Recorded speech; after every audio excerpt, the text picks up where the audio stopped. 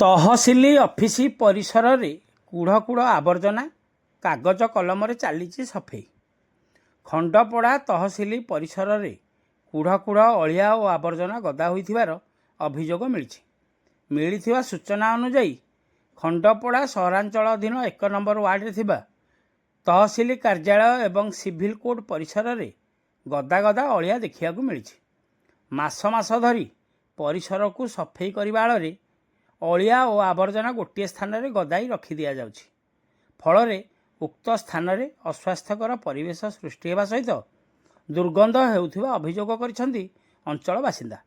ସ୍ଥିତି ଏମିତି ଯେ ମାସ ମାସ ଧରି ଅଳିଆ ଉଠା ନ ଯିବା ଯୋଗୁଁ ଗଛଲତା ସହିତ ଏବେ ଜଙ୍ଗଲ ଅଞ୍ଚଳର ଭ୍ରମ ସୃଷ୍ଟି ହେଲାଣି।